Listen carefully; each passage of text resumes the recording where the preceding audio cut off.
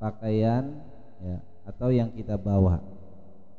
Semuanya harus steril, suci dari semua yang menghalangi sahnya sholat. Nah, kalau seandainya kita kemarin sudah membahas di antara beberapa itemnya, rincian najis itu seperti apa, ya, semuanya sudah disebutkan. Semua yang mencegah sahnya sholat sekiranya tidak ada rukhsah, tidak ada kebolehan di dalamnya, maka hal tersebut, benda tersebut yang najis itu dianggap menghalangi sahnya sholat. Nah, otomatis kalau kita pengen sah sholat kita, maka harus kita bersihkan itu semua. Nah, kalau seandainya sekarang kita melihat dari orang yang sholat, kita enggak sholat atau kita sholat bareng bersamanya, dia jadi imam kita tahu, atau teman kita makmum kita tahu. Nah, maka di sini pembahasannya sekarang kita bahas far'un law ra'a man yuridu sholatan.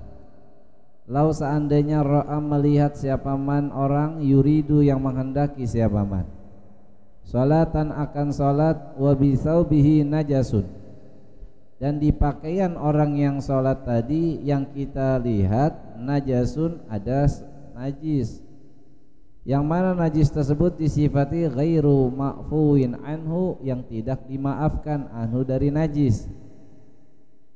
Kalau kita sholat di belakang orang, kita lihat ternyata dia membawa najis, misalkan ya ada kotoran, atau dia pertama sholat nggak ada bersih, ternyata mungkin ada kotoran burung, ya dia sholat ya, kemudian dapat kotoran burung tadi dan yang belakang ngelihat, maka hukumnya bagaimana? Lazimahu i'lamuhu, maka wajib baginya i'lamuhu, itu mengabarkannya. Nah, orang yang di belakangnya itu harus kasih tahu, bang, itu di belakang ada najis. Nah, maka dalam i'lam ini adalah termasuk adalah segala sesuatu yang sifat umum di bawah kategori amar ma'ruf nahi mungkar. Nah, di dalam memberikan pengetahuan ini, dalam perintah menegakkan kebaikan, la yatawaqqafu 'alal isyan, itu bukan hanya terbatas dalam hal maksiat. Jadi dalam salat pun juga terjadi. Qala Ibnu Abdissalam wa afta bil hanati kama law ra'ayna sabiyan yazni bi sabiyah fa innahu yajibul man'u. Sebagaimana di dalam halnya kita memberikan perintah kebaikan dan juga melarang kemungkaran, jika terjadi terhadap anak kecil, sesama anak kecil dia berzina, walaupun tidak memungkinkan kalau berzina ya ada hamil, ya menyebabkan hamil, enggak. Nah, di sini pun juga sama, maka wajib kita melarangnya. Nah, sama statusnya dalam perintah syariat. Kenapa santri kalau salah disanksi? Ya karena kita perintah itu adalah perintah dari syariat. Sebetulnya bukan santri doang, semua. Kalau ngelihat tetangga kita melakukan kemungkaran, maka wajib orang yang ngelihat itu untuk menegakkan amar ma'ruf nahi mungkar. Nah, kalau dalam hal sholat saja ya, kita diperintahkan untuk kasih tahu ya, informasikan bahwasanya sholat temannya, saudaranya itu tidak sah, maka itu adalah perkara yang memang kita harus memiliki kepedulian. Jangan sampai kita masuk surga sendirian, kita ajak tetangga kita ajak saudara kita, benarkan mereka kalau mereka salah. Itu adalah fungsi dan tugas masing-masing ya. Kecuali kalau di dalam satu tempat ada ranahnya, misalkan diberikan suatu hak ya kepada keamanan atau satpam untuk menegur khusus ya, atau RT. Nah, maka kalau hal lingkupnya seperti itu, kita hanya sifatnya fardu kifayah. Harusnya memang RT yang bertindak. Tapi kalau seandainya kita melakukan, itu sudah gugur buat yang lainnya. Jadi hukum kita mengasihi dan menyayangi satu sama lain dalam syariat ini sudah jauh diwajibkan siapapun untuk menegakkan amar ma'ruf nahi mungkar. Termasuk kalau ada orang dia misalkan nggak tahu nginjek kotoran, mau sholat dicium bau apaan ini ya. Oh ternyata di kakinya dia nginjek kotoran. Nah di sini harus kasih tahu ya, bahwasanya kamu sholatnya nggak sah, kasih tahu dia. Nah, kalau di sini mungkin pada kita tahulah semuanya paham tentang agama, setidaknya tahu tentang najis. Tapi kalau di luaran sana, di rest area banyak tuh yang kencing sembarangan, ya. Habis gitu pede dia langsung jadi imam. Kita lihat itu dia nyeboknya diri cipratan. Nah maka kalau kita udah tahu jangan kita bermakmum dengannya, udah pasti ya itu tidak sah, ya. Tapi kalau dia masuk ke dalam kamar mandi, kita nggak tahu di dalam kamar mandi dia kena najis atau enggak, nah itu nggak apa-apa. Berbeda kalau kita tahu jelas, maka kita nggak boleh ya bermakmum dengannya. Wa kadza yalzamu ta'lima man ra'ahu yukhillu biwajibi ibadati fi ra'i muqalladihi. Begitu juga wakada ini berarti ada khilafiyah. Wakada begitu juga yalzamu mengharuskan atau mewajibkan atau wajib hukumnya ta'lima man ra'ahu, memberitahu orang ra'ahu yang melihat kepadanya yukhillu itu ada cacat biwajibi ibadati, dengan wajib dalam satu ibadah ya, yang dia cacati dalam ibadah wajibnya fi ra'i muqalladihi, di dalam pendapat madhab yang dia ikuti. Contoh gini, kalau kita sholat misalkan di Mekah itu kan beraneka ragam madhab. Nah cuman di sini pastinya orang yang mau membenarkan adalah orang yang tahu di madhab lain. Jadi kita secara tidak langsung, kalaupun kita di dalam madhab kita benar, tapi dalam madhab orang lain atau madhab yang lain itu salah, kalau kita tahu maka itu juga wajib kita kasih tahu. Contoh begini ya, madhab Imam Abu Hanifah itu keluar darah dia batal, keluar darah mau bekam dan lain sebagainya sama. Nah madhab kita enggak batal. Nah ketika di Mekah kita kan belajar setidaknya satu paket, wudunya terus juga yang membatalkannya. Nah kita bertetangga dengan orang yang madhab Abu Hanifah. Nah satu ketika dia mungkin berdarah ya, berdarah keluar darah, dia sholat ngikutin kita karena madhab kita keluar darah gak batal wudu kita. Nah madhab Imam Abu Hanifah batal. Cuman enaknya Imam Abu Hanifah kalau bersentuhan lawan jenis gak batal. Madhab Syafi'i batal, suami istri salaman batal. Tapi kalau Imam Abu Hanifah gak batal ya. Nah maka kalau kita kasih tahu nyebrang madhab dan kita tahu di madhab dia salah, itu juga harus kita kapasitasnya mengetahui semua. Dan kalau salah terjadi pada madhab lain pun dia pengikut madhab itu yang kita tahu, itu juga kita wajib kasih tahu gitu. Artinya dalam secara umum yang namanya nahi mungkar, mencegah kemungkaran atau mencegah tidak sahnya dia dalam ibadah, itu adalah semua diberikan kewajiban hukumnya fardu kifayah siapapun dia. Maka orang yang terdekat yang tahu dia itu melakukan maksiat atau melakukan kesalahan dalam ibadah, kasih tahu. Kadang orang itu mau ngasih tahu atau menegur malu, nah itu salah. Kalau dia ya dalam urusan syariat aja salah wajib kita benarkan, apalagi urusan yang bukan syariat. Maka ya pentingnya kita belajar tadi disebutkan adalah kita tidak cukup belajar untuk kita doang, tapi kita belajar ya untuk orang lain. Contoh begini, belajar hukumnya fardu ain itu dalam hal yang memang sifatnya ilmu hal, ilmu keadaan.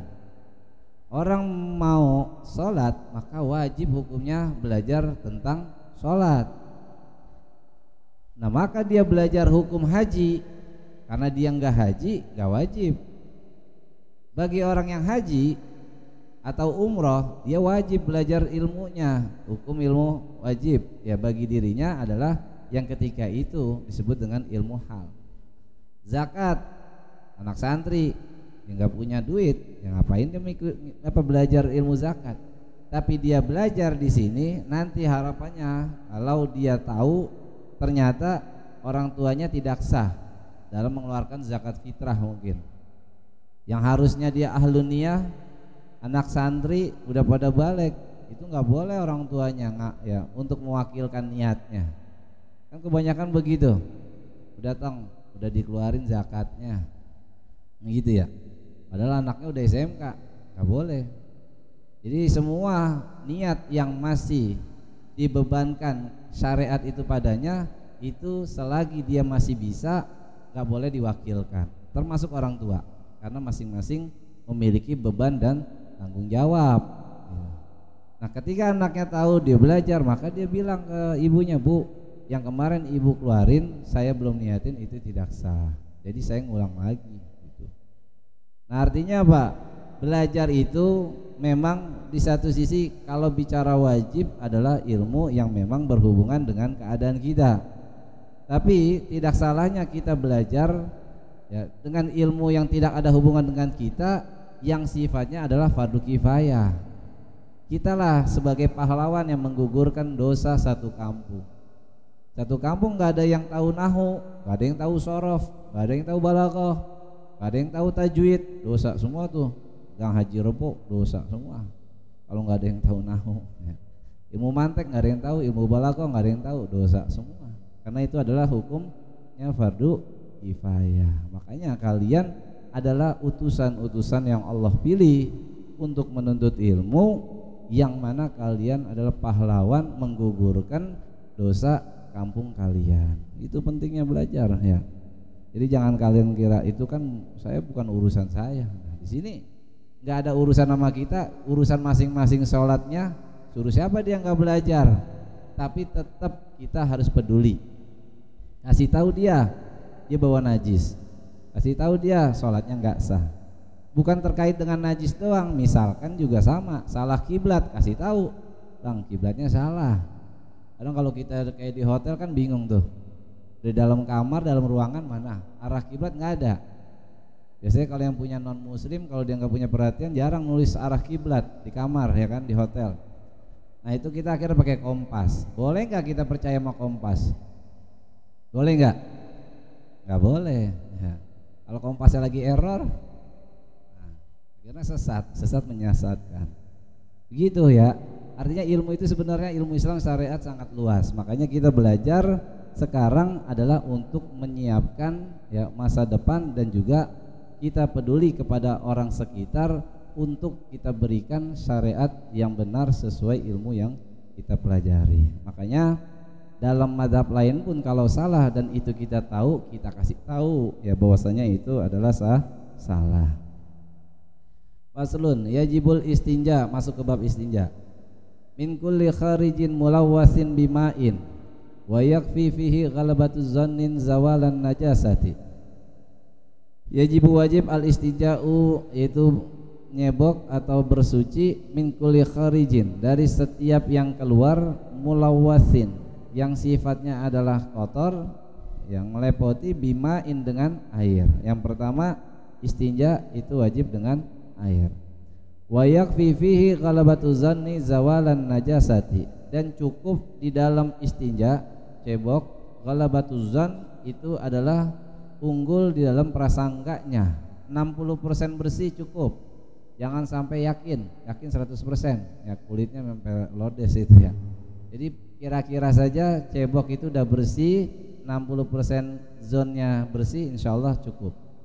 Zawalan najasati, hilangnya najis.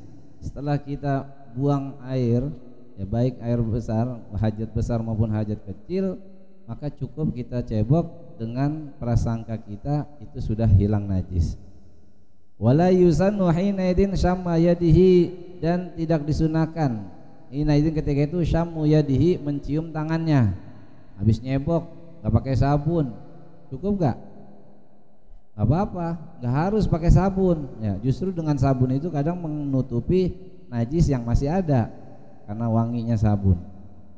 Habis itu dicium, masih bau nih. Apakah bau menunjukkan najis masih ada? Enggak. Ya, makanya cukup ya dia ghalabatuz zon, tangannya nggak wajib bahkan nggak disunahkan. Kalau nggak wajib ama nggak disunahkan berarti ya sunah aja enggak, apalagi wajib. Jadi makruh kalau kita sampai terjadinya meyakini itu dengan mencium tangan kita. Kira-kira tangan kita nih habis nyebok bau apa enggak, dicium, ya enggak usah ya. Wa yambagil istirkha'u, dan seharusnya atau seyogianya al istirkha'u itu mengendurkan. Jadi habis kita istinja mau cebok, kendorin perut kita. Jangan kita itu ditekan. Kalau ditekan sisa-sisanya itu takutnya masih mau keluar enggak jadi. Makanya dikendorin, perutnya dilemesin, ya jangan ditekan. Li alla yabqa atharuha, agar tidak ya menetap atharuha bekas istinja tadi atau najasah fi tadha'ifi syarajil miqadah, yaitu di dalam lipatan-lipatan kerut-kerut ya bokong kita atau dubur kita. Kan biasanya ada kerut-kerutnya tuh, ya. Di dubur ada kerut-kerutnya. Nah, di situ takutnya kuning-kuning kecil. Kalau pakai mikroskop baru kelihatan tuh ya. Itu masih nempel. Nah, maka dianjurkan jangan ditekan, biar plong keluar dan semuanya bersih. Au bi salasi masahatin ta'umul mahalla fi kulli marratin. Istinja itu dengan air atau dengan 3 usapan, yaitu dengan batu. Batunya 3 usapan. Ta'umul mahalla, yang meratakan, mencakup al mahalla pada tempat kotoran tadi, yaitu dubur, fi kulli marratin, dalam setiap usapannya. Jadi wajib ya minimal adalah 3 kali usapan, itu wajib. Ma'atangqiyatin bijamidin qali'in, bersamaan dengan bersihnya bijamidin, yaitu dipakai bendanya tadi, batunya, baik itu batu ataupun benda sifatnya umum atau sama, intinya sifatnya adalah jamid. Benda tersebut harus keras, qali'in, yang dapat mencongkel kotoran. Maka kalau seandainya kita biasa disediakan tisu, kalau tisu itu kasar mungkin bisa ya. Dan itu syaratnya juga enggak ngerembes kena tangan kita. Jadi dikul-kul dibentuk seperti batu, gumpalan dari tisu itu bisa menutupi atau membersihkan daripada kotoran-kotoran yang mencakup semua dari dubur kita atau kepala zakar kita ya. Nah, maka kalau kita mau kiaskan itu bisa dan sah. Wa yundabu lidakhilil khala. Ya. Nah, kalau seandainya misalkan kita mau digabungkan antara 2, yaitu air dengan batu, maka tentunya batu dulu sunahnya, baru air. Kalau mau milih salah satu, maka yang afdal adalah air ya daripada batu. Maka kalaupun seandainya dia pakai batu dalam keadaan darurat, diganti dengan tisu seperti di pesawat ya, maka nggak apa-apa, boleh ya dia melakukan itu semua. Nah, tetapi kalau mau digabung tadi, yang afdal kalau dia dua-duanya keluar hajatnya, yang pakai air itu duluin itu dengan dubur dulu, kubul dulu ya, belakang dulu. Takutnya kalau belakang nggak diinin itu akan melebar dari depan. Jadi diduluin kubul dulu, itu depan dulu. Jadi kalau depan pakai air cebok, kencing itu dicuci dulu, baru belakang. Tapi kalau seandainya mau pakai batu, yang afdal sebaliknya, yaitu dubur dulu, baru setelah kering ya dia cebok dengan batunya ke arah depan. Atau seandainya dia mau dua-duanya kayak tadi, boleh setelah batu baru air, jangan air dulu baru batu, karena nggak dapat kesunahannya. Jelas ya. Jadi dalam hal ini istinja adalah hukumnya wajib, dan istinja itu wajib dilakukan ketika mendekati tuntutan ibadah. Jadi kalau misalkan dia buang hajat buang hajat misalkan sebelum asar masih 1 jam lagi, masuk setelah itu sholat asar. Nah, apakah dia wajib ketika itu istinja?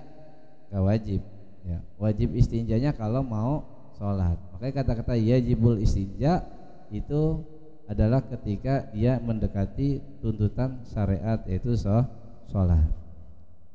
Nah, kemudian yang istinja hukumnya wajib juga itu pada selain para nabi.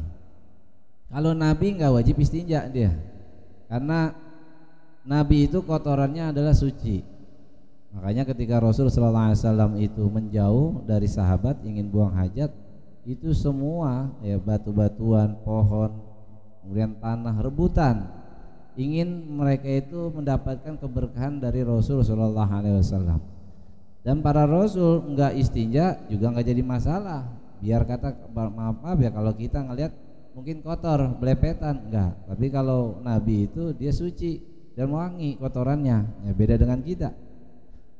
Wa wujubu la 'alal fawr bal inda iradatil qiyam ila sholati masalan. Waqad yundabul istinja'u kama idza kharaja minhu ghairu mulawwathin kadudin aw ba'rin. Waqad yukrahul ikal istinja'u minar rih. Nah, hukum istinja itu tergantung dengan istinja ya yang dilakukan kotoran yang keluar darinya. Misalkan kalau tadi udah jelas istinja itu wajib kalau yang keluar kotoran yang biasa umum seperti tadi ya kotoran kita ya itu udah jelas yang berupa basah ataupun ya kering keluar dari diri kita ya. Tapi kalau hal yang sifatnya dia itu tidak menjijikan atau tidak jorok, misalkan keluar dari kita itu dubur kita ada ulat keluar, geli-geli keluar itu ya. Keluar itu ya, keremian ya. Nah, keremian keluar. Tapi dia enggak basah, enggak menjijikan. Maka dalam hal ini sunnah. Istinja hukumnya sunnah. Nah, ternyata istinja juga punya hukum makruh. Makruh istinja. Ya. Yaitu kalau yang keluar adalah kentut, ya.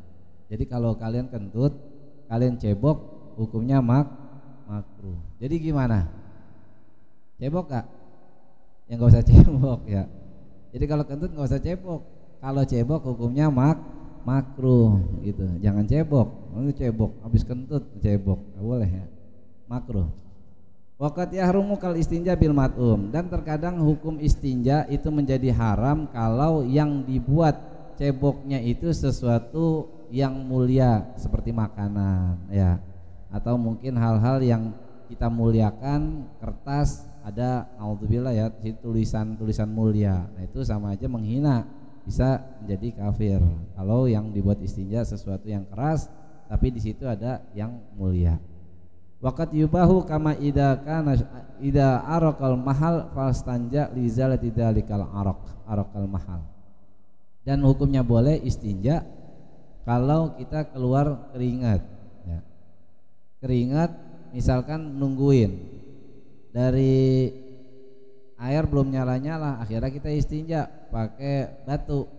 Nah, begitu kita di kamar mandi panas, akhirnya keluar keringat. Nah, keringat itu takutnya bikin nyebar dari kotoran yang tadi kita kenakan istinja.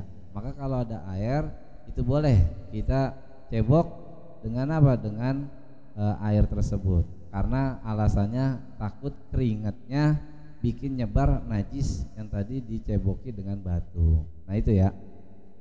Nah, lanjut. Wa yundabu lidakhilil khala ayyuqaddima yasarahu. Disunahkan bagi orang yang masuk ke dalam kamar mandi mendahulukan kaki kirinya, an yuqaddima yasarahu wa yaminahu, dan mendahulukan kanannya lin sirafihi, untuk keluar dari kamar mandi.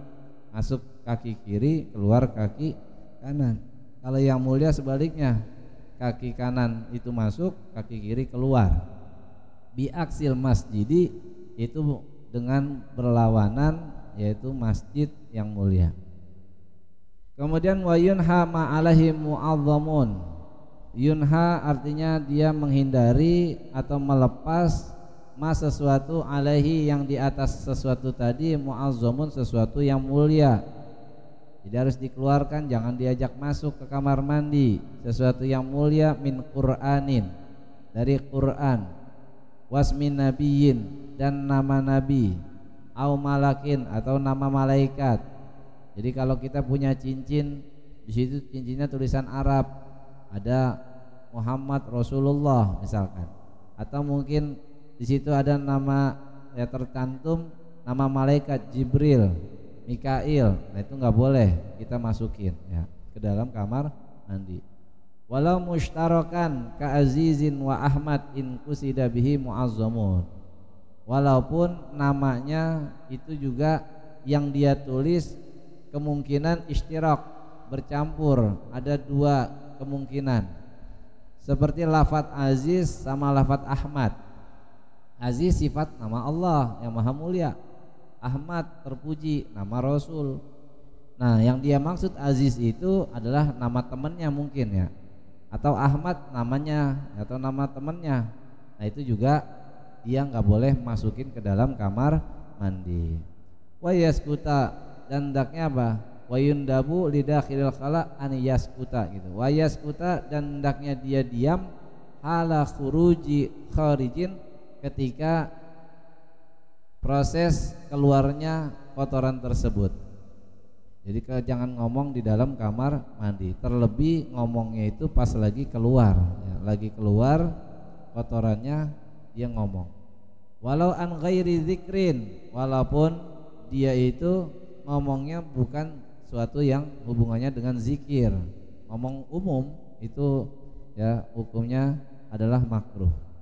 Wa fi ghairi halil khuruji an dzikrin, dan juga nggak boleh selain posisi dia nggak keluar kotorannya, artinya dalam posisi dia lagi nongkrong doang kotorannya udah selesai, dia ngomong itu boleh, tapi kalau zikir nggak boleh. Artinya zikir itu dia saking mungkin ya ngamalin zikir la ilaha illallah atau subhanallah, sampai di kamar mandi dia juga nyebutin nama itu, boleh nggak hukumnya? Nggak boleh. Jadi walaupun dia nggak keluar hajatnya ketika itu, dia masuk kamar mandi walaupun nggak sama sekali buang hajat, itu juga hukumnya nggak boleh ya. Wayab uda wayastatir, dan hendaknya dia juga menjauh dari orang. Ini kalau di lapangan. Kalau sekarang udah disiapin ya nggak jadi masalah, emang udah jelas itu kamar mandi. Jadi kalau seandainya dulu yang mungkin orang itu belum punya kamar mandi, dia kalau mau buang hajat jangan mendekati orang atau tempat perkumpulan orang lewat di situ ya. Maka dalam hal ini kalaupun seandainya kita kebelet darurat juga sama, cari tempat yang sepi di pojokan, kencing di situ, buang hajat di situ silahkan, selagi bukan tembok orang. Kalau tembok orang dosa ya. Wa yastatir, dan hendaknya juga dia mencari penutup, cari halang-halangan sekiranya auratnya terbuka, tidak ada yang melihat. Wa alla yaqtiya hajatahu fi ma'in mubahin raqidin malam yastabhir, dan hendaknya dia tidak membuang hajatahu akan hajatnya fi ma'in mubahin, yaitu di dalam air mubahin yang diperbolehkan, sifatnya umum seperti air kali, sungai, laut ya. Raqidin, yang raqid yaitu yang menggenang, malam yastabhir, selagi tidak kencang atau mengalir ya, seperti lautan. Maksudnya menggenangnya itu diem selagi tidak jumlahnya seperti lautan. Kalau lautan kan luas, kalau lautan biar kata dia diem nggak ngalir boleh ya. Tapi kalau kayak cakupan volumenya nggak besar, mungkin seperti kayak kolam ikan kecil, kita kencing di situ, buang hajat di situ, itu nggak boleh ya. Wa mutahaddatsin, dan juga nggak boleh kita istinja di tempat orang kumpul-kumpul untuk bicara. Ghairi mamlukin li ahadin, yang mana itu tidak dimiliki seorang pun. Kalau dimiliki udah jelas ya nggak boleh.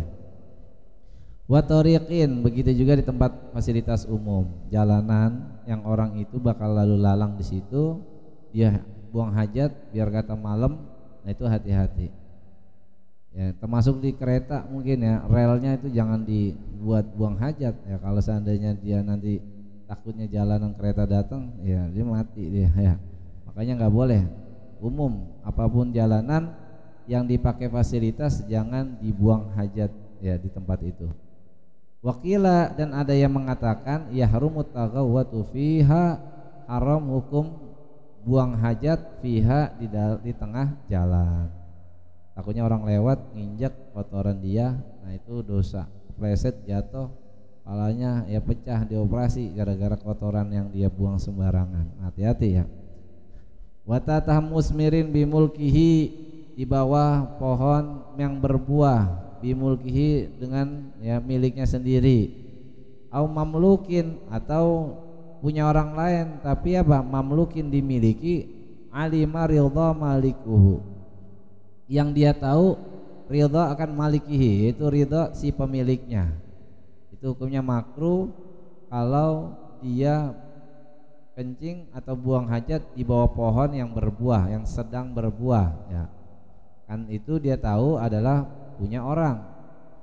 Tapi kalau punya orang lain, wa illa, dan jika itu punya orang lain, haruma, hukumnya haram. Wala yastaqbil ainal qiblah wala yastadbiruha, dan adabnya juga jangan dia menghadap kiblat atau membelakanginya, itu dengan dadanya. Kira-kira kiblat di mana? Dia kalau nggak di utara, yaitu berarti apa? Dia ke selatan. Wa yahrumani fi ghairil mu'ad wa haitsu la satir. Itu hukumnya makruh kalau seandainya pada tempat yang tidak disiapkan ya. Tapi kalau seandainya disiapkan, itu tadi kalau disiapkan seperti kayak WC yang umum ya. Tapi kalau nggak disiapkan, artinya kayak sifatnya lapangan, maka hukumnya jelas ini adalah haram ya. Kalau hukum makruh, seandainya kita bikin kamar mandi, yang mana kamar mandi itu punya kita sendiri. Tapi kalau kamar mandinya udah tertutup, itu nggak berlaku. Makanya tapi tetap kita menjaga adab. Makanya di sini disebutkan wa yahrumani fi ghairil mu'ad wa haitsu la satir. Nah, kalau kamar mandi yang umum yang udah disatirkan itu mau madhab ke kiblat juga nggak jadi masalah ya. Cuman memang adab kita ya, itu adalah ya jatuhnya kita kurang beradab. Tapi kalau seandainya bicara hukum, dia nggak kena hukum haram ataupun makruh. Makanya di sini disebutkan wa haitsu la satir ayyablughu irtifa'u sulusai dzira fa aktsar. Faqad dana minhu irtifa'u aqal min sulusai dzira aw ba'uda anhu aktsar min salasati adzru'in. Fa in wujida satiru kama dzakara kama dzukir fala hurmah bal yukrah kama alim. Oh, tapi hukumnya makruh tetap ya. Jadi enggak hukum haram tapi hukum makruh. Artinya apa ya, dihindari. Kalau kita bikin kamar mandi jangan sampai buat duduk ya, klosetnya itu menghadap ke kiblat ataupun menghadap ke timur. Ambil bagian yang ke utara ataupun ke selatan. Kalau istaqbalaha bisadrihi wa hawwala farjahu anha summa bala lam yadur bi khilafi aksihi.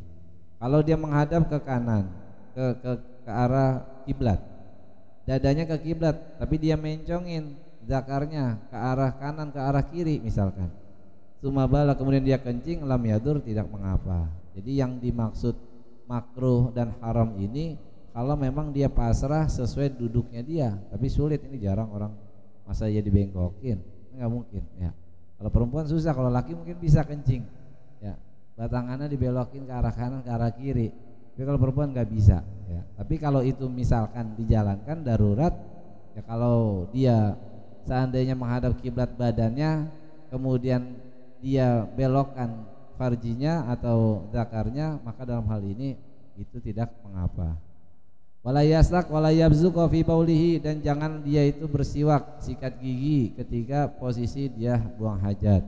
Wala yabzuqa fi baulihi, dan juga jangan buang ludah ketika dia kencing, enggak boleh. Di sini disebutkan bahwasanya orang yang kencing dalam dia meludah dalam posisi dia sedang kencing, fa innahu yukhafu minhu afatun, maka ditakutkan ada bencana yang akan dia dapatkan. Dalam riwayat lain, wa nukila ghairuhu anil Hakim at-Tirmidzi annahu yatawallada minhul waswas. Ditakutkan timbul darinya penyakit waswas kalau sedang kencing dia buang ludah. Wasufratul asnan, dan kuning ya giginya susah buat disikat, jadi putih susah, enggak bisa putih-putih, giginya kuning terus. Itu gara-gara kencing ya dia sambil beludah. Maka dalam hal ini hindari yang meludah, tahan dulu, kalau kencing sudah selesai silahkan buang ludah. Wa yaqula inda dukhuli Allahumma inni a'udzubika minal khubuthi wal khaba'is. Baca doa ketika masuk, sebelum masuknya maksudnya ya. Di luar pintu, Allahumma inni a'udzubika minal khubuthi wal khaba'is. Ya Allah, aku berlindung kepadamu dari setan laki-laki dan setan perempuan. Wal khuruj, dan ketika keluar dari kamar mandi ucapkan doa zikirnya gufranak gufranak gufranak. Ya Allah, ampunanmu ampunanmu ampunanmu. Karena ketika kita berada di kamar mandi, segala zikir enggak boleh kita sebutkan. Maka kita dalam keadaan lalai. Kalau bisa kita meninggal minta jangan di kamar mandi. Kadang orang banyak yang meninggal di kamar mandi. Nah itu ya biasanya kepleset ya. Maka dalam hal ini kita minta sama Allah, karena memang di kamar mandi itu kita nyebut nama Allah aja enggak boleh. Itu tempat yang memang tidak pas untuk disebutkan nama Allah. Makanya begitu keluar kita minta, ya Allah, ampunanmu ampunanmu ampunanmu. Alhamdulillah, segala puji lillahi, milik Allah, alladzi adhaba 'anil adza, yang telah menghilangkan dariku penyakit, wa afani, dan memberikan kesehatan padaku. Jadi penyakit kalau ditahan kencing ataupun mau buang air besar itu obatnya luar biasa. Enggak keluar angin aja itu dioperasi, operasi mahal. Makanya begitu keluar kita ucapkan alhamdulillahilladzi adhaba 'anil adza wa afani. Wa ba'dal istinja, setelah dia cebok baca doanya Allahumma tahhir qalbi minan nifaq wa hassin farji minal fawahish. Ya Allah, bersihkan sucikanlah hatiku dari perbuatan sifat-sifat orang munafik, wa hassin, dan jagalah farji itu zakar atau kemaluanku, minal fawahish, dari berbuat zina, dijaga.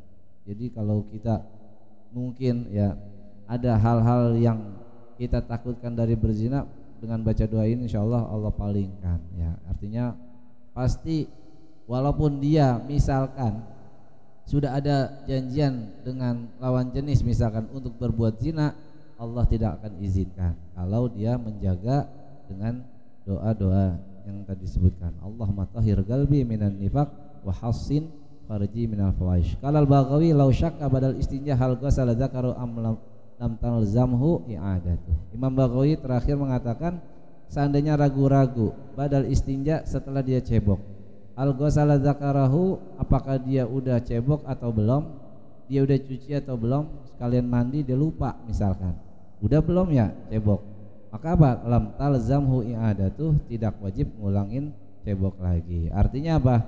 Sama seperti wudu, kalau udah selesai ragu-ragu itu datang biasanya timbulnya adalah was-was, maka kita lawan dengan mengatakan sudah, dan insyaallah itu sudah dianggap cukup. Wallahu a'lam bishawab. Demikian, mudah-mudahan bermanfaat, dan Allah yakum ajmain. Assalamualaikum warahmatullahi wabarakatuh.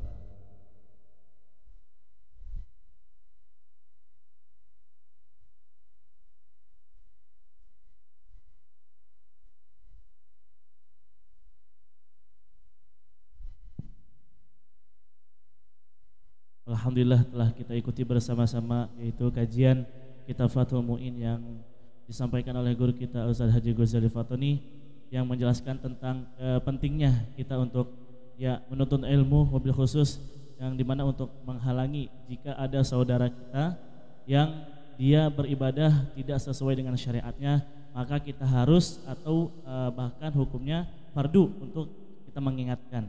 Yang kedua, tadi sudah kita dengarkan juga penyampaian yang begitu luas dan juga lugas terkait dengan beristinja ya. Jadi barangkali dari para hadirin wal hadirah yang ingin bertanya terkait dengan materi kita pada kali ini, yaitu tentang istinja, dipersilahkan ya. Ada yang mau nanya enggak?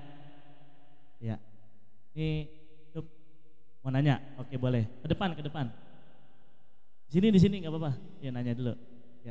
silakan. Ada dari santri kita nih Ustadz yang mau nanya tentang istinja mungkin. Depan Sub. Ini di sini aja, di sini maju.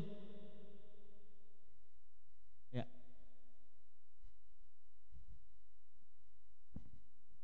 Tes.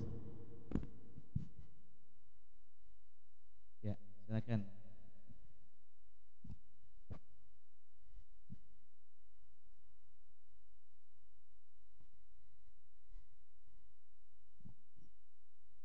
Bismillahirrahmanirrahim. Assalamualaikum warahmatullahi wabarakatuh. Waalaikumsalam.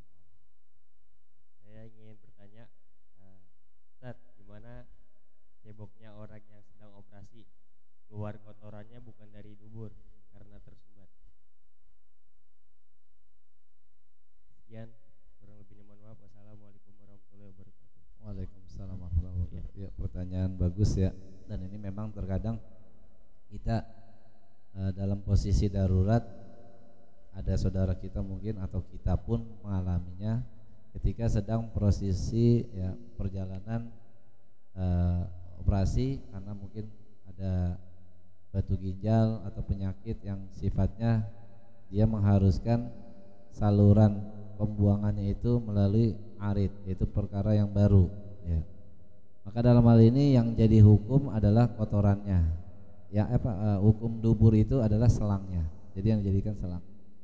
Jadi selang itu menduduki kedudukan duburnya. Misalkan ujungnya itu kita bersihkan, maka cukup ya. Dan sama apakah dia posisi membawa najis. Nah, yang hukum selang itu dianggap hukum batin. Gitu. Jadi kalau kita nyolek itu pun dalam ya adab kita ya itu dianggap hukum batin, boleh. Sama halnya kayak kita makan kotoran. Nah, kotoran itu belum keluar karena masih di dalam lambung kita, maka itu hukum batin, tidak ada hubungan. Nah, tapi kalaupun seandainya dia mau ihtiyaton ya, karena memang ada beberapa pendapat, maka dianjurkan untuk mengulang kembali selama dia dalam posisi sakit.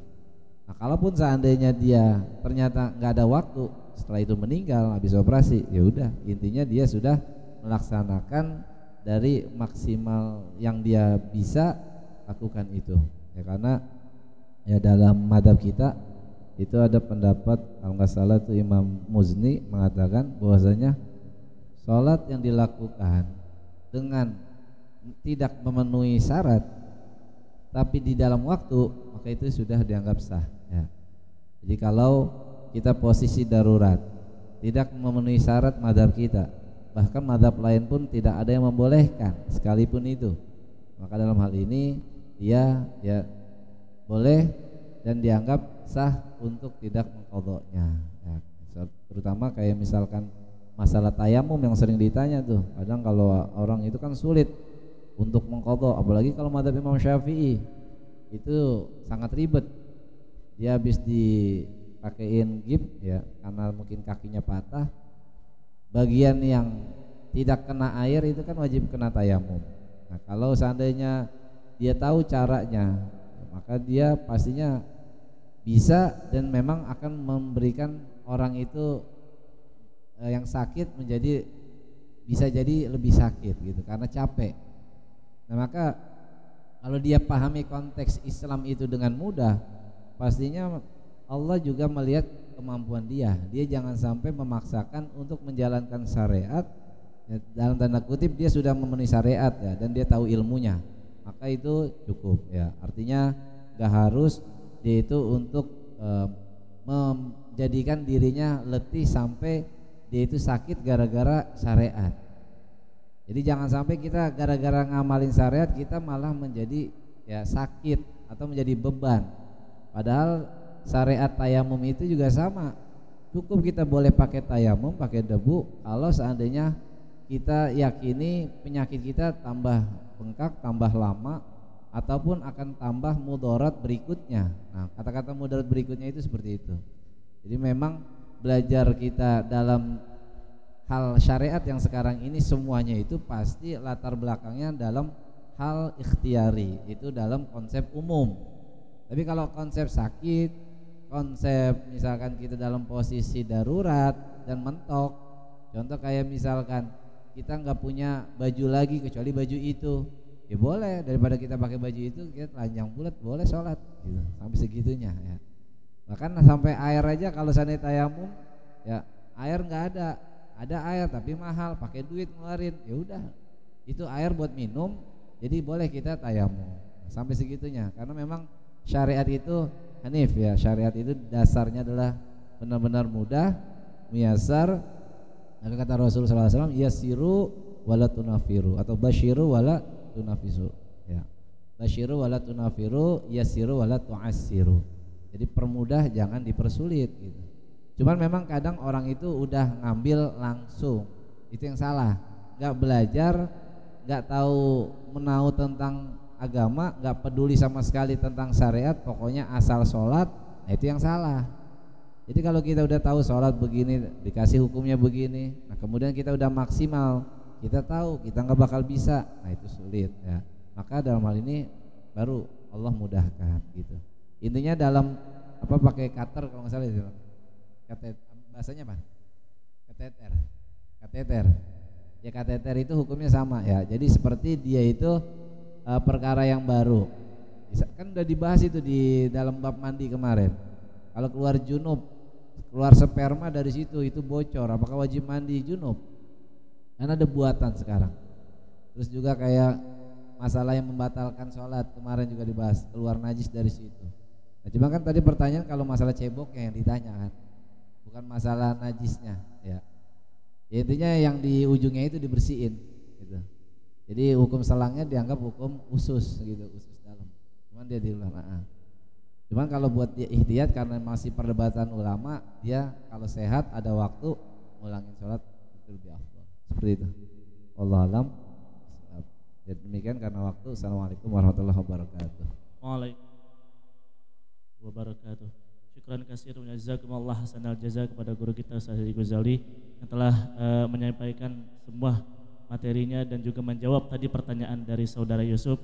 Semoga kita semua dapat mengamalkan dan juga melaksanakan semua apa yang telah kita dengarkan yang telah disampaikan oleh guru kita. Amin amin ya rabbal alamin. Hadirin sekalian yang dirahmati Allah Subhanahu wa taala, marilah kita ikuti kajian selanjutnya, yaitu kajian kitab Riyadhus Shalihin karangan Imam Abu Zakaria Yahya ibn Syaraf An-Nawawi yang akan disampaikan oleh guru kita Al-Murabbi Arwahana wa Ajsadana Abinal Kiram Kiai Haji Ahmad Nawawi, fa'alaihim falyatafaddal mashkura. Sallu ala Nabi Muhammad.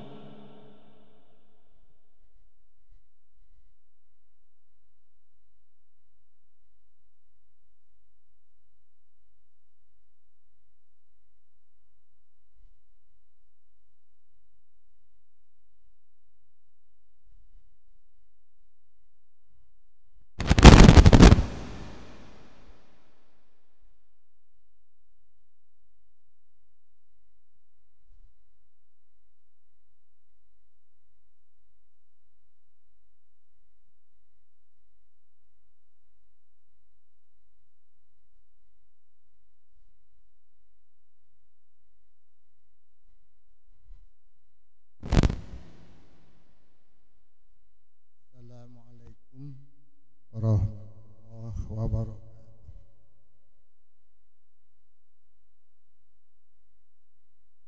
Alhamdulillahirabbil alamin. Wassalatu wassalamu ala asyrafil mursalin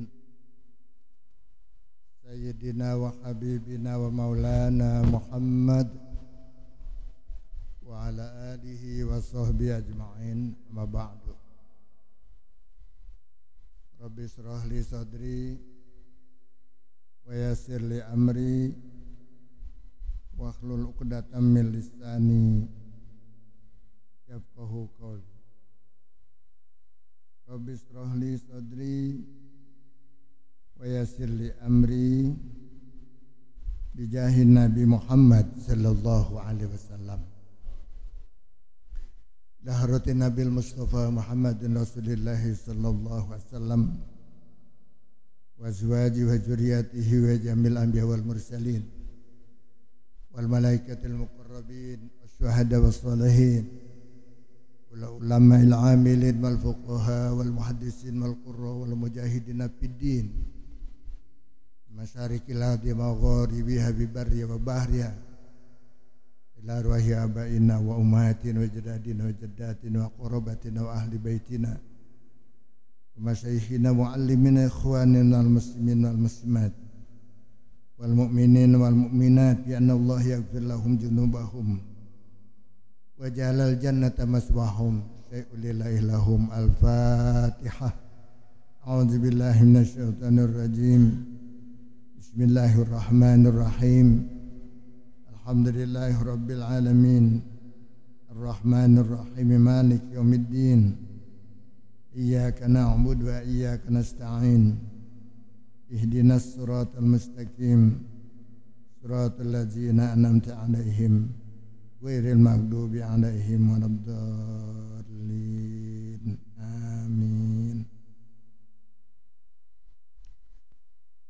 Saudara-saudara hadirin hadirat sekalian, wabil khusus para ulama, para kiai, para asatiz, tuan-tuan guru, para kepala sekolah di lingkungan Pondok Pesantren Al-Musyarrafah, para asatiz sekalian, para santri, para wali-wali santri, bapak-bapak, ibu-ibu sekalian, begitu juga para alumni haji maupun umroh yang sama-sama semuanya mendapatkan limpahan rahmat dari Allah Subhanahu wa ta'ala. Alhamdulillah, kita panjatkan puji syukur kehadirat Allah Subhanahu wa ta'ala. Sampai detik ini Allah memberikan nikmat pada kita sehat walafiat, aman dan damai, penuh limpahan rahmat dari Allah Subhanahu wa ta'ala, sehingga kita dapat hadir dalam majelis yang rutin kita adakan tiap-tiap bulan, biasanya di minggu pertama, hari Ahad yang pertama. Cuman kali ini kita di Ahad yang kedua. Antaran Ahad yang pertama, saya masih di dalam perjalanan dari Mekah kembali ke tanah air. Sampai di rumah sudah malam Senin. Ya, oleh karena itu saya bilang taklim ditunda aja. Nggak keburu saya untuk ngisi taklim di sini minggu paginya tanggal 5. Jadi saya bilang tanggal 12 saja. Mudah-mudahan Allah berikan kita panjang umur, sehat walafiat dalam ridha Allah Subhanahu wa ta'ala. Dan di sana saya doakan semua jemaah majelis ta'lim, para santri, para jemaah baik bapak-bapak maupun ibu-ibu yang akan berangkat pergi haji maupun yang sudah, yang akan berangkat umroh maupun yang sudah, keluarganya, anaknya, semuanya saya doakan semoga diberikan perlindungan oleh Allah Subhanahu wa ta'ala, berikan sehat walafiat, dimudahkan segala urusannya, dibukakan pintu rezeki yang melimpah dan barokah. Amin ya rabbal alamin. Jika sampai di Madinah saya sampaikan salam dari para santri kami, guru-guru kami yang ada di lingkungan Pondok Pesantren Al-Musyarrafah maupun di luar. Jamaah yang pada suka hadir maupun yang belum sempat hadir. Saya doakan semoga pada sehat-sehat walafiat. Semoga diberikan mudah segala urusannya, langkahnya menuju kebaikan dengan taufik dan hidayah dari Allah Subhanahu wa ta'ala. Bapak Ibu sekalian, tadi sama-sama kita mendengarkan ta'lim dari guru kita Mukarram Al-Ustaz Muhammad Fatoni Ghazali. Namanya panjang sebetulnya, Muhammad Fatoni namanya. Cuman berteman sama para habaib, para ulama, para kiai, ditambahin lagi dia namanya, namain Ghazali. Jadi ada yang manggil Ghazali, ada yang manggil Muhammad Fatoni, gitu. Jadi kalau namanya yang lengkap ya dua-duanya kita sebut dah. Ya, Ustadz Haji Muhammad Fatoni Ghazali. Alhamdulillah, dia ulama di Yaman di sana. Hampir 10 tahun atau 12 tahun di sana ya. Jadi mudah-mudahan tadi pembahasan tentang masalah yang sangat penting sekali buat kita. Tentang istinja. Bab istinja, bersuci, bebersih. Di mana itu sering terjadi masalah bagi kita semuanya. Apalagi yang berangkat pergi haji ataupun umrah naik pesawat. Di mana dia menemuin batu di sana? Ya kan? Yang ada cuma tisu. Ya seperti itu. Ya, bikuli khosanin lah. Dengan tiap-tiap sesuatu yang kira-kira kasat bisa mencokel najis-najis yang ada. Dan tadi dikatakan syaratnya enggak 100% harus hilang baunya. Bau enggak mungkin kita lagi nyium-nyium lagi begitu, enggak mungkin. Enggak mungkin enggak ada, pasti ada. Cuman diperkirakan 60% lah yang sudah hilang. Itu kira-kira kesuciannya ya. Jadi kalau dengan begitu memangnya enggak buat ragu-ragu kita. Ya. Jadi dengan demikian kita enggak ragu-ragu lagi dah. Karena apa? Ngaji. Ya, karena kita ngaji tadi diterangkan. Saya sambil itu juga menerangkan semuanya ya. Itu tentang fikih. Memang ngisi tentang fikih nggak bisa sebentar. Dibahas soalnya diterangin semuanya. Ya. Begitu juga kita tentang mandi hadas, tentang yang lainnya. Tapi sekarang ini masih tentang fikih kebersihan. Makanya kita fikih diawali dengan babut toharoh. Semuanya kita fikih diawali dengan babut taharah. Di mana banyak di akhir zaman para ulama, para kiai itu para fuqaha apalagi dijauhi oleh umat Muhammad sallallahu alaihi wasallam. Dijauhi hingga akan turun azab dengan 3 perkara. Ini harus kita hati-hati ke depan. Ya, para santri sekalian, rahimakumullah, kita baca kitab dulu sebentar. Simak. Ambil berkahnya daripada kitab Riyadhus Shalihin. Babun fil khaufi. Tapi itu halaman 200 kalau nggak salah. Halaman 200. Babun fil khaufi. Bab ini menerangkan tentang takut. Takut kepada Allah Subhanahu wa taala, takut berdosa. Takut berdosa. Sehingga senantiasa dia menginginkan mendekatkan diri kepada Allah Subhanahu wa ta'ala supaya tidak berdosa. Ada yang takut kepada Allah karena dia banyak dosanya sehingga semakin jauh berbuat dosa terus-terusan. Tetapi takut di sini tujuannya ia beribadah sebab khawatir azab Allah akan menimpa kepadanya. Ya. Allah Ta'ala berfirman Allah Ta'ala wa iyaya farhabun, dan kepada akulah hendaknya kalian semuanya takut, tunduk kepada Allah Subhanahu wa Ta'ala. Sama juga kita takut kepada orang tua. Hingga apa kita takut sama orang tua? Takut ngomel, takut marah dia. Hingga kita jadi durhaka sama orang tua. Apa yang kita lakukan? Taat, tunduk, berbuat baik kepada orang tua. Itu tandanya yang takut kepada orang tua. Apalagi kepada Allah Subhanahu wa ta'ala. Segala perintahnya kita lakukan. Ya. Segala larangannya kita tinggalkan. Itu namanya takut. Ya. Tapi banyak sekarang malah berani kepada azab Allah, sengaja-ngaja berbuat maksiat. Padahal dia sendiri ngakunya sebagai orang muslim, sebagai orang yang beriman. Kok berani? Ya itu cuman pengakuan lidah saja. Hatinya sebetulnya munafik. Oleh karena itu kita minta dibersihkan daripada hati yang munafik. Tadi diajarin tuh doanya ya. Doa ketika istinja. Selesai istinja. Allahumma tahhir qalbi minan nifaqi wa hassin farji minal fawahis. Lakukan itu, baca itu semuanya supaya kita dijauhi daripada perbuatan zina, daripada kotor hati kita, daripada sifat munafik. Insyaallah kita baca itu karena kita takut kepada Allah Subhanahu wa ta'ala. Ini hadirin sekalian rahimakumullah. Mana lagi firman Allah, inna batsya rabbika lasyadid.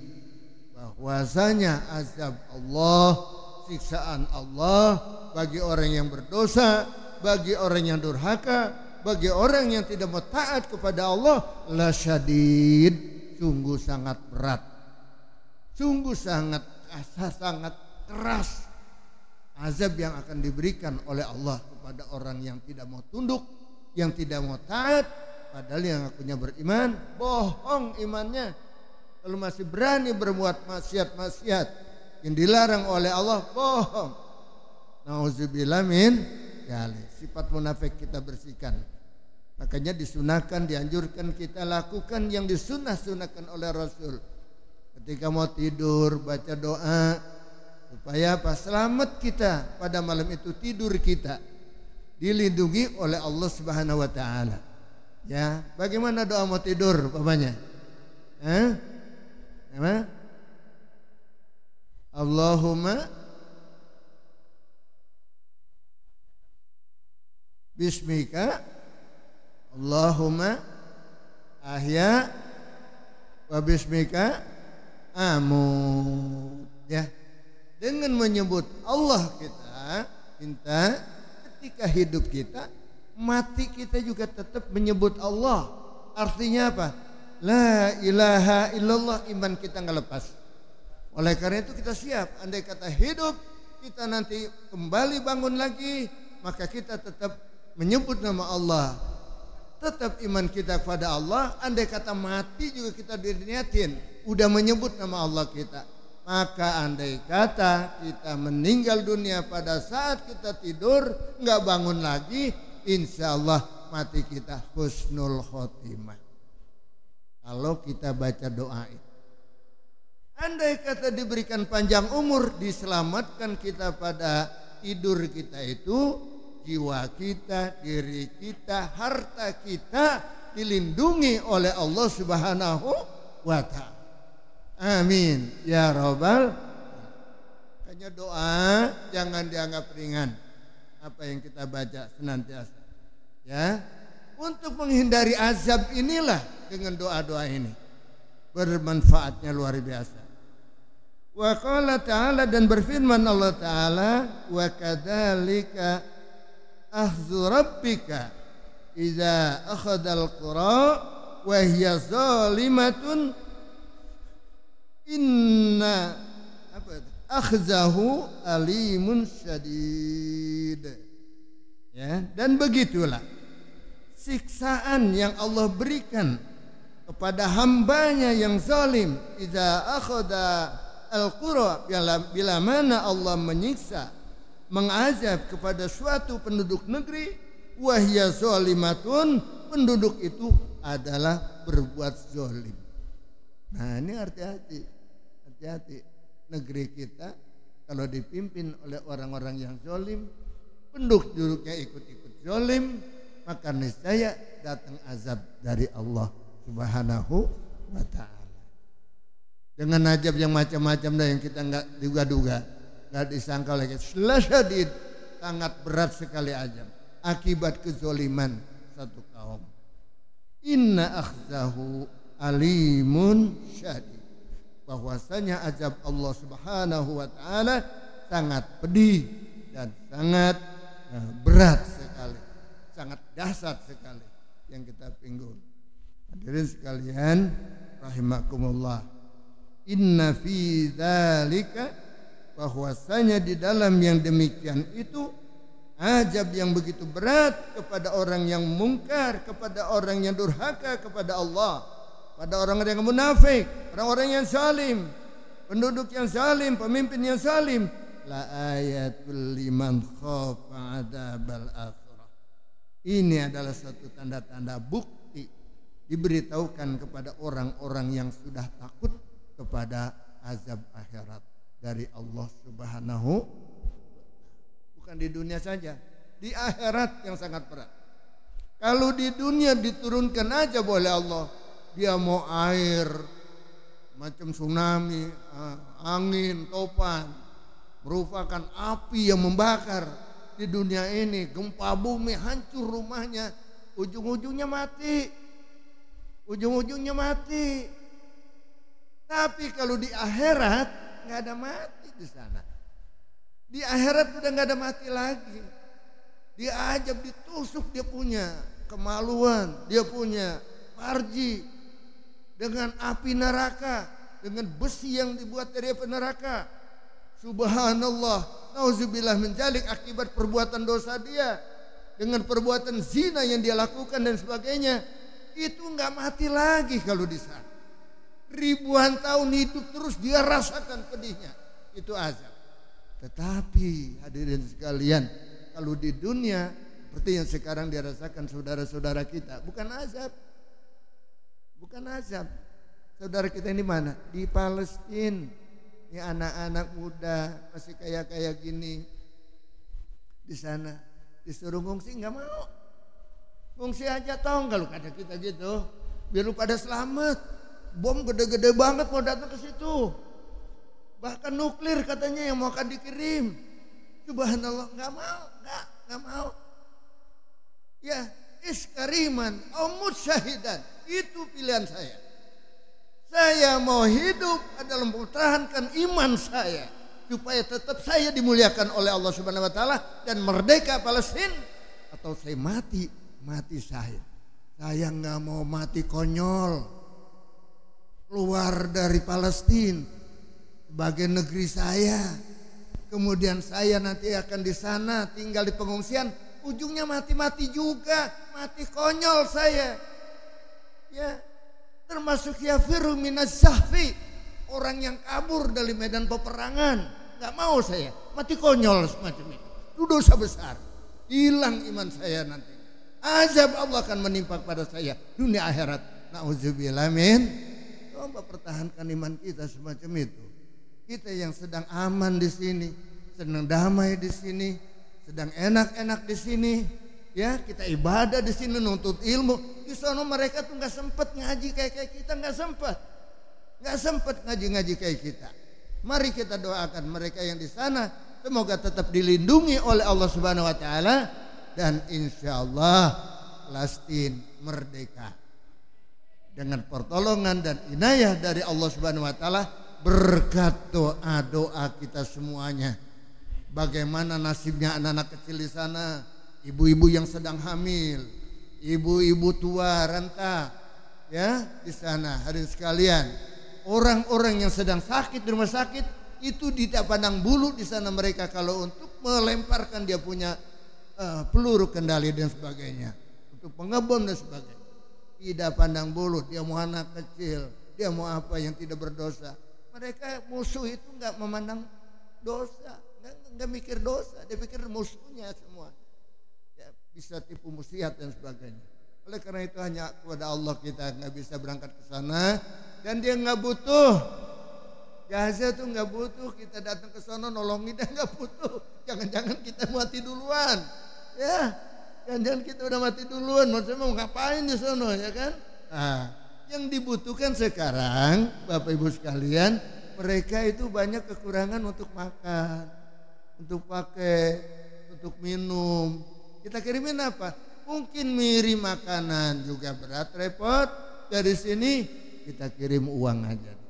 Nah, ini yang perlu kita santunin. Mudah-mudahan nih Pak Ustadz Haji Syarif nih bisa nih menyalurkan semacam itu ya. Ini tenaga-tenaga sabilillah ini beliau-beliau ini yang sangat kompeten ya. Ini Pak Ustadz ini.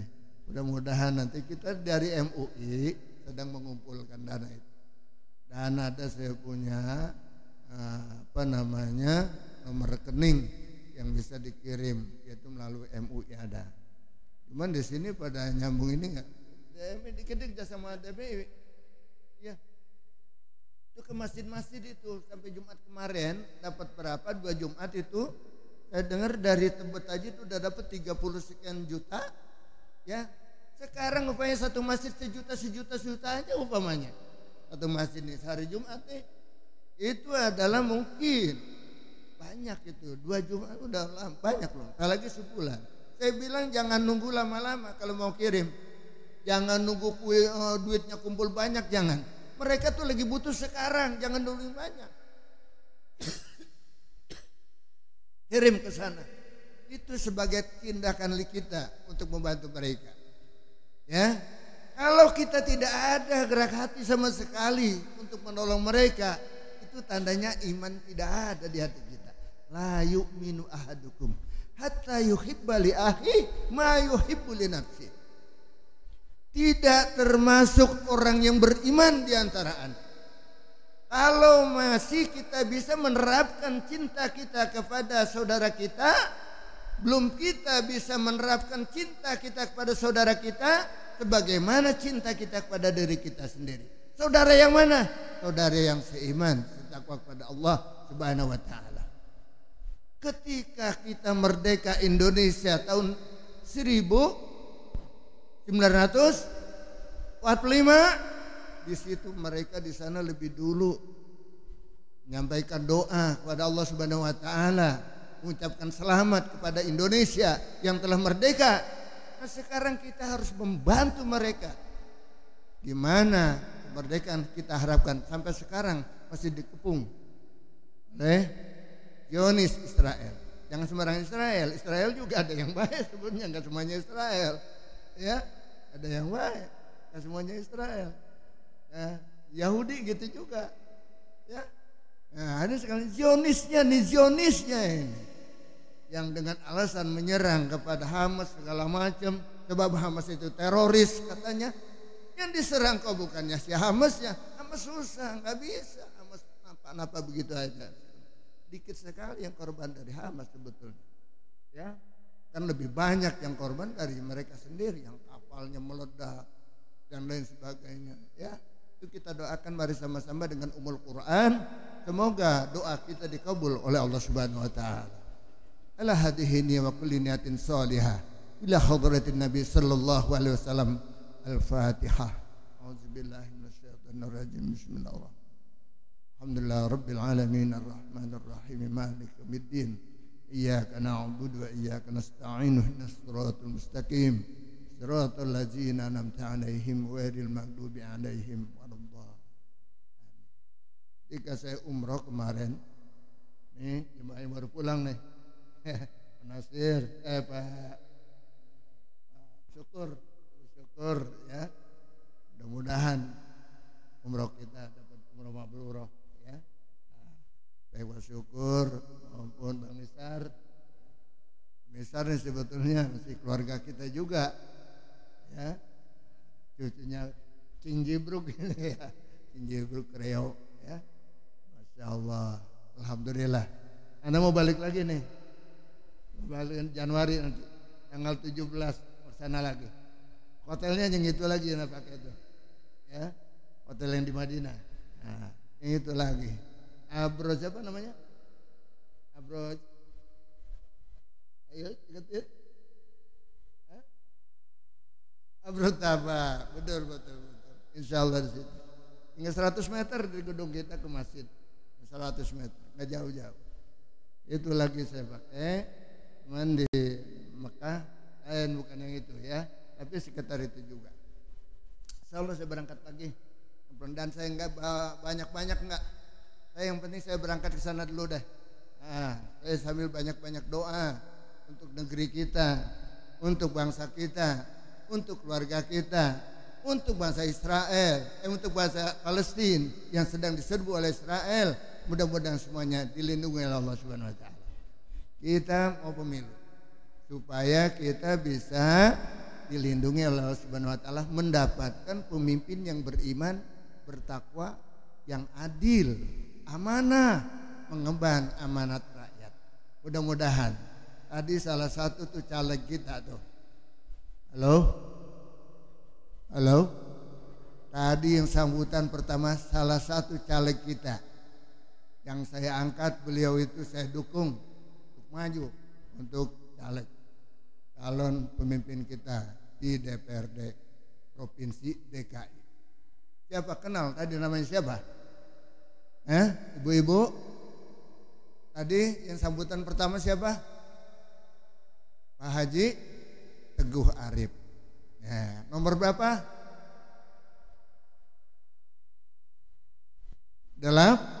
Nomor 8. Ketika saya bicara dengan pimpinan dari PKS, tolong saya saya titipkan nih satu calon dari kita. Sore saya titipkan, malam langsung dapat nomor.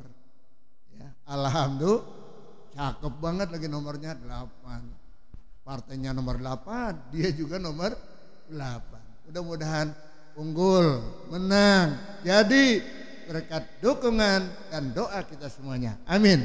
Ya Rabbal alamin. Insyaallah saya yakin benar. Sebab dia donatur kita. Ya, donatur kita.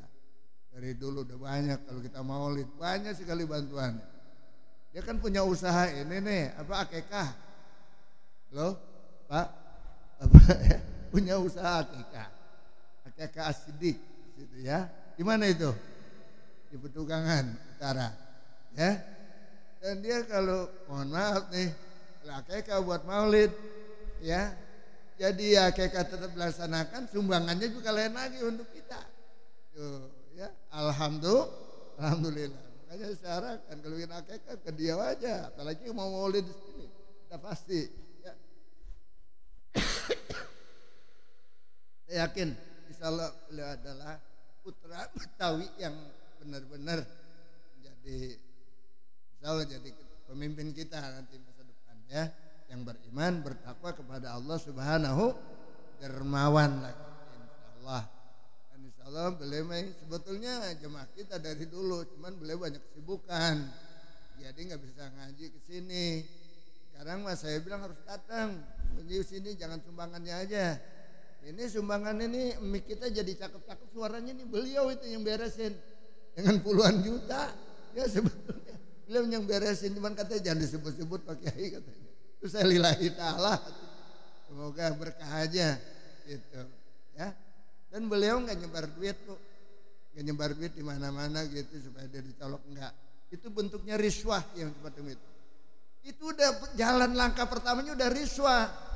Nyogok udah duluan, itu jalan yang salah, ya, salah diharamkan oleh Allah Subhanahu Wa Taala dengan membeli suara bapak-bapak dan ibu-ibu. Itu adalah cara yang nggak benar di dalam hukum Allah, di dalam syariat Islam. Makanya kita pilih bukan karena duitnya, tetapi insya Allah kejujurannya dan benar-benar membela kebenaran di dalam pemerintahan ini. Negeri kita insya Allah dipimpin oleh orang-orang yang amanah, menjalankan syariat dengan sebenar-benarnya.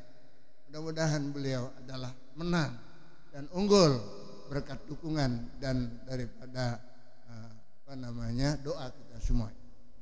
Itu untuk DPRD, ya DKI. Kalau untuk DPR ya dari itu juga dah, ya dari PKS juga menurut saya yang sering datang ke sini diantaranya, ya itu Bapak Kiai Haji Dr. Hidayat Nur Wahid. Sebab nanti gambarnya tuh nggak ada, yang ada nama doang dipilih nanti. Oh Hidayat Nur Wahid nomor berapa nanti? Nomor 1. Oh Hidayat Nur Wahid nomor 1 untuk DPR nanti. Ya begitu. Nah, beliau ini DPRD nomor 8. Ingetin aja nomornya aja dah, gampang lah. Mana nomor 8? Itu ya. Insya Allah pada taat sama guru semuanya nih. Ya, murid-murid semuanya. Insya Allah ilmunya bermanfaat semuanya. Ya. Begitu. Dan sekalian itu adalah untuk DPR dan DPRD. Nah, untuk presiden siapa? Siapa kira-kira?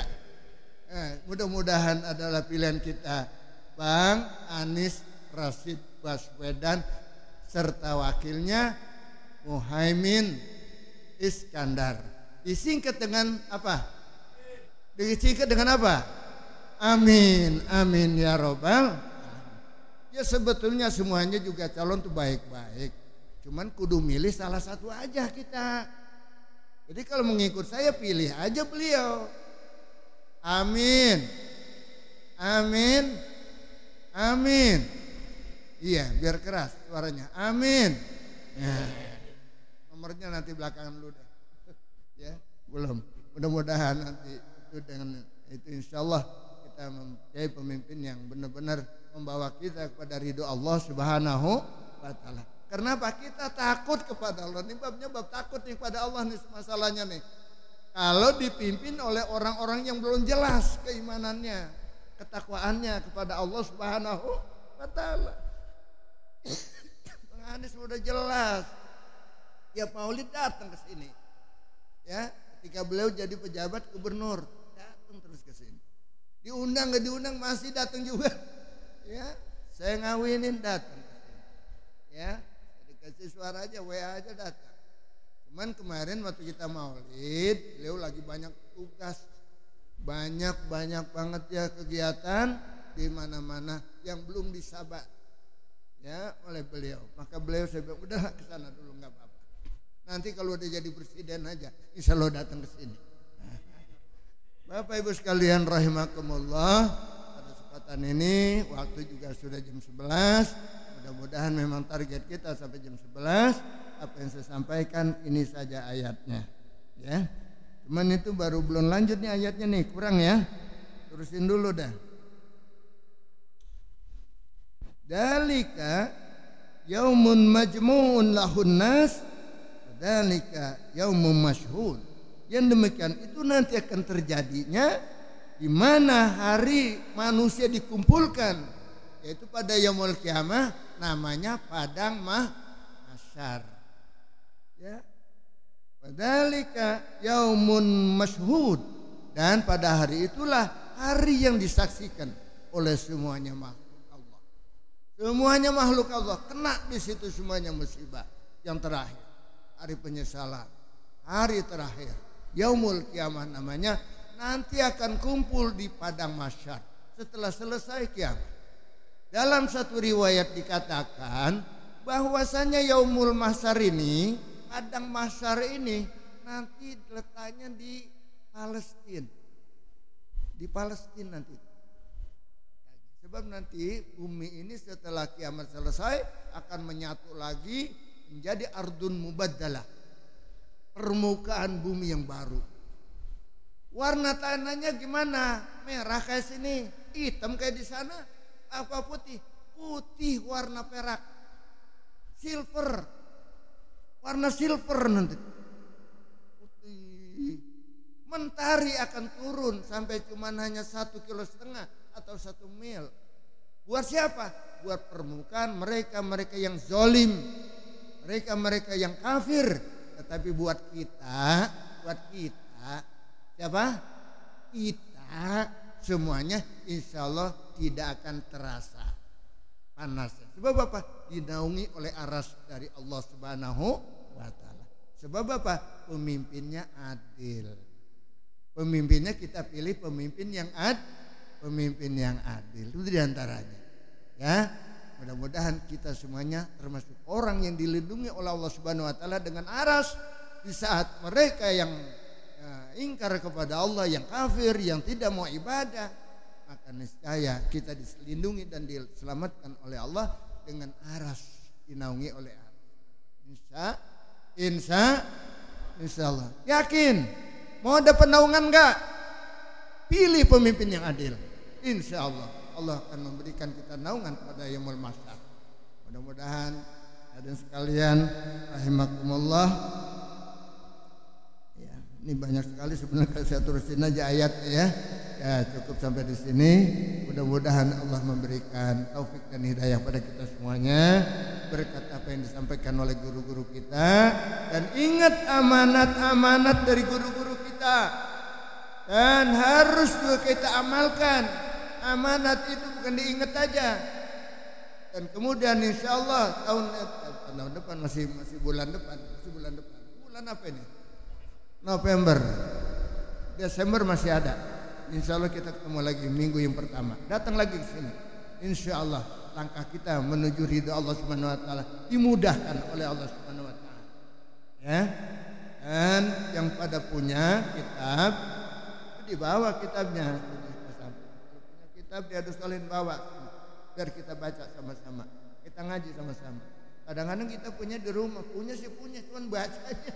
Ada yang kalah sama HP mulu yang dilihat. Nggak ada itu tertarik buat kitab dulu tuh nggak ada. Apalagi Al-Quran kepada bulu Al-Quran nggak pernah dibaca. Begitu sekali baca waktu 7 bulan. Cari surahnya nggak berapa, halaman berapa, masih pada belepit. Kadang-kadang belum kena, gunting masih nyatu tuh. Ambil gunting dulu, silet dulu untuk membuka surah Yusuf dan surah Maryam. Ya, ini harus kalian rahimah. Tapi kalau ngaji, buku kitab yang jarang kita baca, bisa loh pada saat ini kita baca sama-sama. Begitu, dan kita amalkan. Moga-moga berkah. Tuh, kitabnya juga jadi berkah. Khawatir kita kualat sama kitab, kita bisa beli doang dibacanya kagak. Mubazir nanti itu. Dia juga mengharapkan semacam itu. Jadi sekalian, rahimakumullah. Mudah-mudahan waktu kita bermanfaat dan mendapatkan ridho dari Allah Subhanahu wa Ta'ala. Mari kita doakan semuanya keluarga kita biar pada sehat-sehat semuanya. Yang pada sakit biar pada sembuh. Yang lagi punya urusan berat diringankan oleh Allah Subhanahu wa Ta'ala. Yang lagi hamil biar pada selamat. Yang hamilnya selamat, yang dihamilinya juga lahirnya dalam keadaan selamat. Yang lagi pengen punya mantu biar cepat dapat mantu. Ya, yang lagi pengen dapat jodoh biar cepat dapat jodoh. Yang belum dapat pasangan pas sekarang umpamanya, yang lagi pengen gitu. Kalau bocah mah jangan dulu nih bocah, jangan dulu. Cari jodoh dulu sekarang. Ya. Nah, pokoknya yang butuh dah aja. Mudah-mudahan keluarganya sakinah mawadah warahmah. Istihoroh aja itu mah. Ya. Mudah-mudahan diberikan kelancaran oleh Allah Subhanahu wa Ta'ala. Yang lagi nuntut ilmu nih, santri-santri kita. Biar diberikan kesabaran, dibikin betah di sini oleh Allah Subhanahu wa Ta'ala. Guru-gurunya juga begitu. Kalau terjun ke sini udah niat jihad fisabilillah. Hidup kita adalah hanya satu kali di dunia ini. Semoga jadi ustadz-ustadz yang benar jihad di jalan Allah. Bukan jihad untuk pribadi sendiri, tetapi demi untuk umat semuanya. Mudah-mudahan itu sangat bermanfaat bagi kita semuanya. Dan mudah-mudahan akan datang lagi ustadz-ustadz yang berilmu, beramal dengan ilmunya. Insyaallah di sini anak-anak kita, santri kita mendapatkan ilmu yang bermanfaat, membawa kecerdasan dia, dan insyaallah hadis sekalian berkah dia, santri kita, berkah juga orang tuanya. Diberikan sehat walafiat, pintu rezekinya gampang. Sebab anaknya senantiasa mendoakan kepada orang tuanya. Ala hadihi niyat wa kulli niyatin shalihah. Bila haratin Nabi sallallahu alaihi wasallam al-Fatihah. A'udzubillahi minasyaitonir rajim. Bismillahirrahmanirrahim. Alhamdulillahirabbil alamin arrahmanir rahim maliki yaumiddin. Iyyaka na'budu wa iyyaka nasta'in. Ihdinas siratal mustaqim. Siratal ladzina an'amta 'alaihim ghairil maghdubi 'alaihim waladdallin. Amin. Bismillahirrahmanirrahim. Alhamdulillah rabbil alamin. Hamdan yuafi ni'amahu wa yukafi mazidah. Ya Rabbana lakal hamdu wa lakal syukru wa lakal fadlu kama yanbaghi li jalali wajhikal karim wa 'azimi sultanik. Subhanaka la nuhsi sanan 'alaika anta kama staita 'ala nafsik. Wa lakal hamdu hatta tarda wa lakal hamdu hatta radita wa lakal hamdu ba'da ridha. Allahumma shalli ala nuril anwar wa sirril asrar wa tiryakil abyar wa miftahi babil yasar sayyidina maulana Muhammadin al-Mukhtar wa alihi al-athhar wa ashabil akhyar adada ni'amil afdalih. Allahumma lakal hamdu syukra wa lakal mannu fadla wa anta rabbuna haqqa wa nahnu abiduka riqa wa anta lam tazal lidhalik ahla. Allahumma ya muyassira kulli asir wa ya jabira kulli kasir wa ya sahiba kulli farid wa ya mughniya kulli faqir wa ya muqawwiya kulli da'if wa ya mana kulli makhif yassir alaina kulli asir wa taysirul asiri alaika yasir. Allahumma ya man la yahtajil al bayani wa tafsir hajatuna ilaika kasir hajatuna ilaika kasir hajatuna ilaika kasir wa anta alimun biha basir. Allahumma inna nakhafu minka nakhafu mimma yakhafu minka wa nakhafu mimman la yakhafu minka. Allahumma bihaqqi ma yakhafu minka najjina mimman la yakhafu minka bi hurmati sayyidina Muhammadin sallallahu alaihi wasallam. Ukhrisna bi ainika allati la tanam واقلبنا بك نبيك لجل يا رب وارحمنا بقرتك ولا تهلك علينا وانت رجونا يا رب الراحمين اللهم بارك لنا في أولادنا وأزواجنا وذرياتنا ولا تضرهم ووفقهم لطاعتك وارزقنا برهم اللهم اجعل بلدتنا إندونيسيا بلدة آمنة مؤمنة تجري فيها أحكامك وسنة رسولك يا حي يا قيوم يا إلهنا وإله كل شيء أجعلنا يا الله يا خير الناصرين اللهم انصر من نصر الدين واخذل من خذل المسلمين وعلي كلمتك إلى يوم الدين اللهم أرنا الحق حقا وارزقنا اتباعه وأرنا الباطل باطلا وارزقنا اجتنابه ربنا آمنا بما أنزلت واتبعنا رسول فاكتبنا مع الشاهدين ربنا آتنا في الدنيا حسنة في الآخرة حسنة وقنا عذاب النار وصلى الله على سيدنا محمد وآله وصحبه وسلم سبحان ربك رب العزة عما يصفون وسلام على المرسلين والحمد لله رب العالمين تقبل الله منا وتقبل الكريم آمين آمين يا رب العالمين الله الموفق لكم الطريق السلام عليكم ورحمة الله wabarakatuh.